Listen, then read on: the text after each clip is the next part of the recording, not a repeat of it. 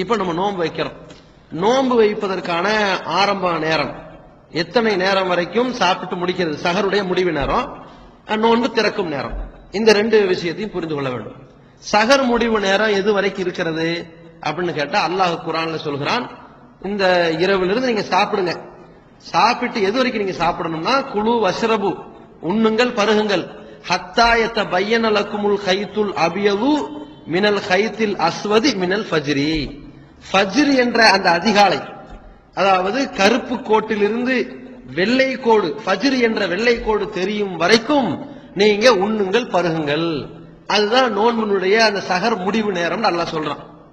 ஃபஜ்ருடைய பாங்கு சொல்லப்படுகிறதா, அந்த டைம் தான் அந்த கருப்பு கோட்டிலிருந்து, இரவு என்கிற கருப்பு கோட்டிலிருந்து வெள்ளை கோடு வெளிப்படுகிற ஒரு நேரம். அந்த ஃபஜ்ர் வரைக்கும் நீங்க என்ன செய்யலாம்? உண்ணலாம், பருகலாம். அதற்கு பிறகு நிறுத்திக் கொள்ள வேண்டும் அப்படின்னு அல்லாஹ் சொல்றான். இதுதான் சஹருடைய முடிவு நேரம்.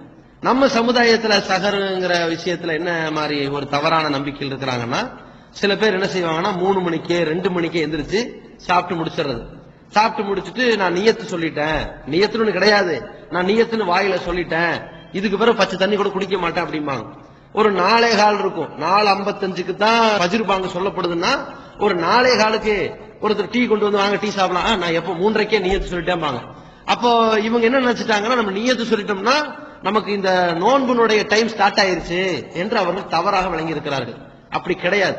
மார்க்கத்துல நோன்புனுடைய டைம் என்பது ஃபஜ்ருடைய அந்த பாங்குல இருந்து அந்த மகரிபுடைய பாங்கு, அதாவது சூரியன் மறையும் வரைக்கும், அந்த ஃபஜ்ர் என்கிற அந்த அதிகாலையினுடைய அந்த துவக்கம் முதல் சூரியன் மறையும் வரைக்கும் தான் நோன்புனுடைய காலம் இருக்கிறது.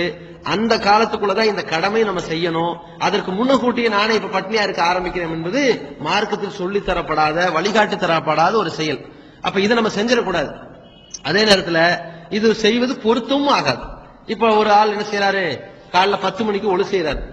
ஒழு செஞ்சுட்டு நான் இப்பவே லுகருக்கு ஒழு செஞ்சுட்டேன், நான் இப்பவே லுகர் சொல்ல போறேன்னா லுகர் சொல்ல முடியுமா? முடியாது. லுகர் வக்து வரணும். லுகர் வக்து வந்ததுக்கு பிறகுதான் இவர் சொல்லணும்.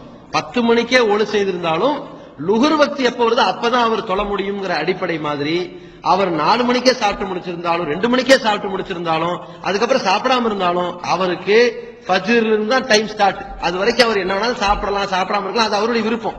ஆனா டைம் எப்ப இருந்து ஆரம்பிக்குது? ஃபஜ்ருடைய டைம்ல இருந்து ஆரம்பிக்கிறது. இதை புரிந்து கொள்ள வேண்டும்.